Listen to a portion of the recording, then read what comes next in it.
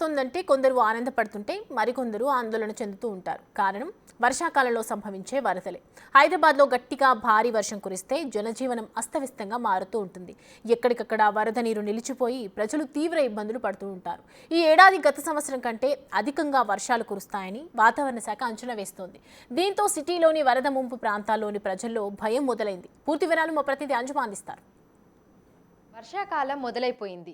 ఈ ఏడాది అనుకున్న దానికంటే అధిక స్థాయిలో వర్షపాతం నమోదయ్యే అవకాశం ఉన్నట్లుగా భారత వాతావరణ కేంద్రం ముందే హెచ్చరికలు జారీ చేసింది. భారతదేశ వ్యాప్తంగా అధిక వర్షపాతం నమోదవుతుందని, ఇటు తెలంగాణలో కూడా అంతే స్థాయిలో మనకి వర్షాలను చూసే అవకాశం ఉన్నట్లుగా కూడా తెలిపింది.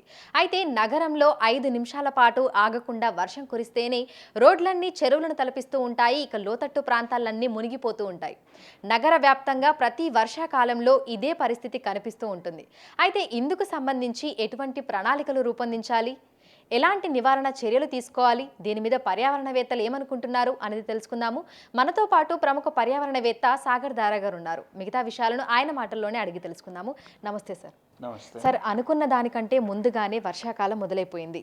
ఈ ఏడాది భారతదేశ వ్యాప్తంగా కూడా అధిక వర్షపాతం నమోదవుతుందని భారత వాతావరణ కేంద్రం కూడా తెలిపింది. అయితే ఈ వర్షాకాలంలో పరిస్థితి ఏ విధంగా ఉండొచ్చు అంటారు? వర్షాకాలంలో అంటే వర్షాలు భారీగా పడతాయి. కానీ భారీగా పడితే దాని వలన వరదలు తప్పకుండా అవుతాయని మనం చెప్పలేం. ఇటొచ్చి దీంతో పాటు మనం ఇంకో విషయం చూడాలి. అదేంటంటే క్లైమేట్ చేంజ్. ఇప్పుడు క్లైమేట్ చేంజ్ జరుగుతుందని అందరికీ తెలుసు.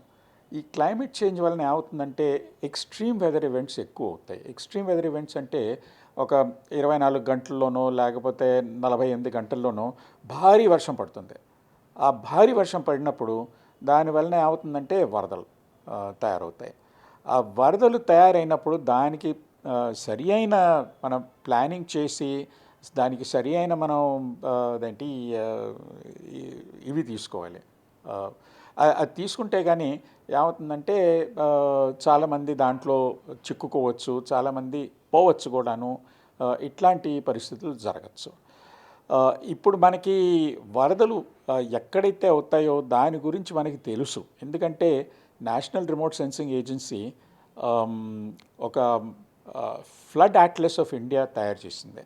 ఆ ఫ్లడ్ అట్లస్ ప్రకారం దాదాపు ఒక 425 జిల్లాల్లో వరదలు అవుతాయి అని మనకి తెలుసు.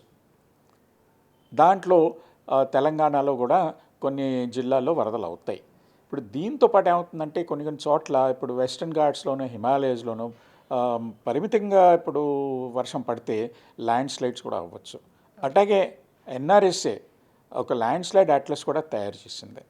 సో మనకి తెలుసు అనమాట ఇట్లాంటివి జరగబోతాయని.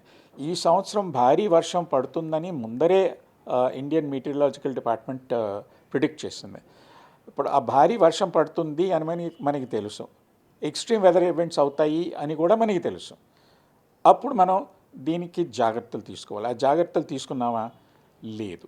ఎందుకంటే మన దగ్గర అట్లస్ ఉన్న అట్లస్ చాలదు. అయితే మనకి హైదరాబాద్లో ముంపు ప్రాంతాలు ఏంటి, వర్షం పడితే ఎక్కడ పరిస్థితి ఏ విధంగా ఉంటుంది అనేది ఏరియా పేర్లతో సహా మనందరికీ కూడా తెలుసు. అదేవిధంగా మనకి సాయంకాలం సమయంలో వర్షం పడినప్పుడు మొత్తం రోడ్ల మీదనే వాహనాలన్నీ ఎక్కడికెక్కడ ఆగిపోవడము, గంటల తరబడి ట్రాఫిక్ జాము, వరద నీరంతా రోడ్ల మీదనే నిల్చొని ఉండడము, ఇదంతా కూడా తెలుసు.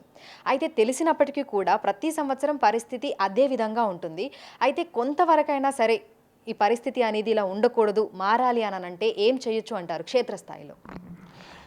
బేసిక్లీ మనం ఏం చేయాలంటే ఎక్కడైతే ఈ వరదల ప్రమాదం ఉన్నదో అక్కడున్న ప్రజల్ని మనం తయారు చేయాలి.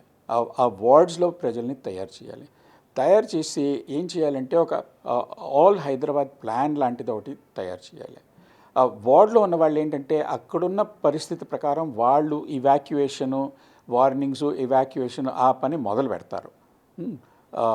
అంటే మున్సిపల్ కార్పొరేషన్ వాళ్ళు రాకముందు. హైదరాబాద్ ప్లాన్ ఎందుకు కావాలంటే ఇట్లాంటి వరదలు జరిగేటప్పుడు ట్రాఫిక్ని అంటే కొన్ని చోట్ల ఆపేయాలి. దాని తర్వాత FM రేడియో స్టేషన్స్ ద్వారా ఇట్లాంటి వార్త అందించాలి. ఇట్లాంటి ప్లానింగ్ ఇంతవరకు హైదరాబాద్లో జరగలేదు. అయితే ఈ వరద నీటి కాలువలకు సంబంధించి మీరేమి అంటారు? ఎందుకంటే నార్మల్‌గా మనకు వర్షం పడినప్పుడు రోడ్ల మీద ఈ నీరంతా కూడా అలాగే నిలిచిపోతూ ఉంటుంది. అయితే వరద కాలువలని ఏర్పాటు చేస్తే ఆ నీరంతా కూడా కాలువల ద్వారా బయటికి పోయి రోడ్లంతా కూడా క్లియర్ అవుతాయి అనేది కూడా గతంలో కొంతమంది చెప్పినటువంటి మాట. సో దీని మీద మీరేమంటారు? హైదరాబాద్లోనూ ఇట్లాంటి పట్టణాల్లోనూ మనం ఏం చేస్తున్నామంటే ముందేమో మనం ప్రాబ్లం క్రియేట్ చేసుకొని దాని తర్వాత ఆ ప్రాబ్లమ్ని సాల్వ్ చేయడానికి మనం ప్రయత్నిస్తున్నాం. ఈ ఉన్న చెరువులు దాదాపు 2000 పైన చెరువులు ఉండేవి. ఈ చెరువుల్ని ఏం చేసామంటే ఆ చెరువుల చుట్టూ మనం అంటే ఆక్రమించాం చెరువుల్ని. ఈ హుస్సేన్ సాగర్ లేక్ ఒకప్పుడు 20 స్క్వేర్ కిలోమీటర్లు ఉండేది. ఇప్పుడు 5 స్క్వేర్ కిలోమీటర్లు కూడా లేదు. ఇది నేను అంటే శాటిలైట్ పిక్చర్స్ నుంచి చెప్తున్నాను అనమాట. ఓకే, సో ఒకటేమో ఉన్న చెరువుల్ని మనం అదేంటి ఆక్రమించుకున్నాం. రెండోది ఆ చెరువులనేమో మనం ఆ కాలుష్యం అంతా కుక్కట్పల్లి నుంచి ఇక్కడి నుంచి ఆ కాలుష్యం అంతా ఈ చెరువుల్లోకి పోనిచ్చాం.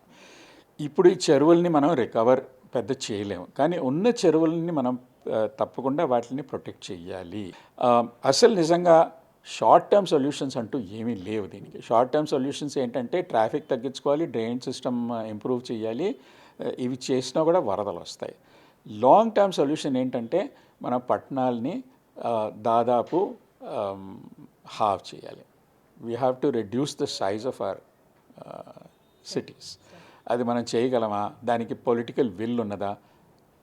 ప్రస్తుతం లేదు. అందుకని మనం ఏంటంటే ఈ లాంగ్ టర్మ్ సొల్యూషన్ వైపు వెళ్ళాలి తప్పకుండా. కానీ అంతకుముందు ఏం చేయాలంటే బేసిక్లీ మనం డ్రైనేజ్ సిస్టమ్స్ క్లియర్ చేయాలి. సో ప్రస్తుతం చూసినట్లయితే కూడా వర్షాకాలం అయితే ప్రారంభమైపోయింది. ఇప్పటికే తెలంగాణ రాష్ట్ర వ్యాప్తంగా మోస్తారు నుంచి భారీ వర్షాలు, కొన్ని చోట్ల అతి భారీ వర్షాలను కూడా చూస్తున్నాము. ఈ ఏడాది అనుకున్న దానికంటే కూడా అధిక వర్షపాతం నమోదయ్యే అవకాశం ఉన్నట్లుగా కూడా వాతావరణ శాఖ అయితే తెలిపింది.